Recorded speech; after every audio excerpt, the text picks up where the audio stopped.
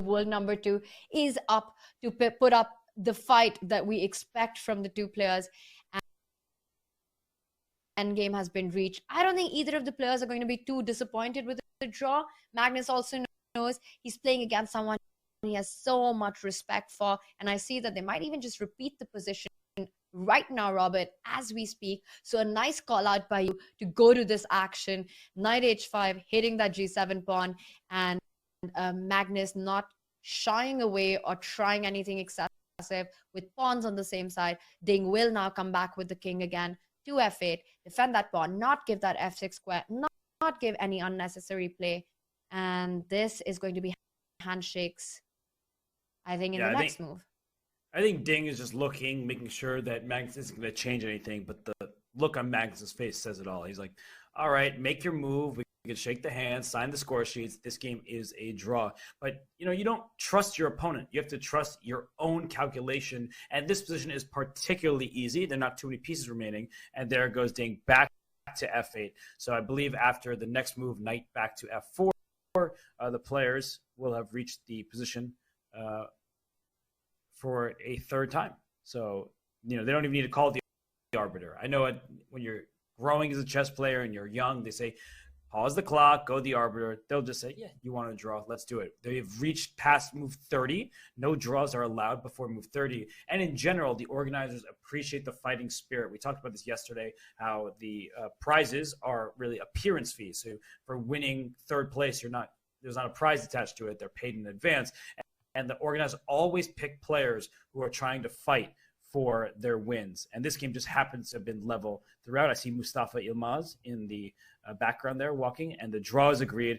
Magnus smiles. Ding Liren puts up great defense, and the point is split.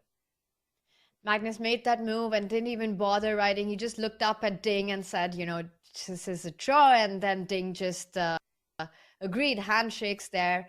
And there they analyze a little bit. Magnus probably feels that he had a little bit of a pull in this game, but wasn't really able to break through Ding's defenses.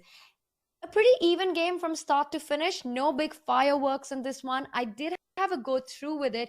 And maybe, Robert, I was thinking we can just quickly just do a play-by-play of it, because it was nice to see how Ding managed that little pull, that little pressure that Magnus had out of the opening.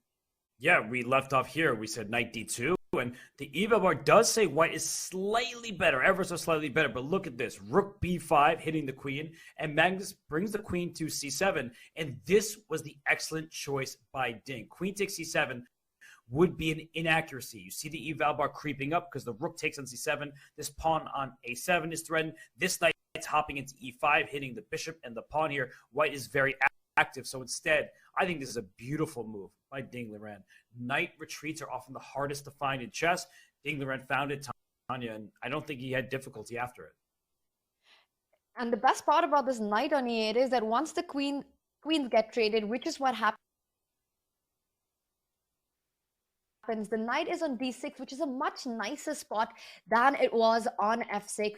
White jumps in with a knight to e5, the bishop retreated, and just the next couple of moves, Ding liquefied the queen side with a5 and a4. Once the pawns were gone from there, there was no pressure at all, and just a nicely played endgame. Nice technique there by Ding to just make sure that he's not in trouble at any point. The pawns got traded, the rooks got traded, and we saw the end of the game. Handshakes there. World number 1 against world number 2. The epic matchup, the clash of the titans, ends in a draw. The first result of the day. Yes, a draw was agreed by repetition. And this one moment again, knight to e8, is a really good awareness from Ding. He doesn't want to allow the rook into c7 so easily. And the rook still could have plopped down on c7. But the difference is with the knight on d6, it defends this b7 square. That seems completely irrelevant until you realize the rook can just slide back to b7. And that way, the a7 pawn is protected. If we see a rook trade, we still have equality. a5, a4 to trade off that weak queenside pawn is all it takes to ensure you will make a draw. So I think that Ding Liren, he should be proud of the way he played this game. It was, if you just look at this game very quickly, you just press the next key, you might think nothing much happened, but there were a few moments he had to be accurate. He makes the draw. And I think from now, we can put this game in the past and move on to our other games. We still have 6 left in session.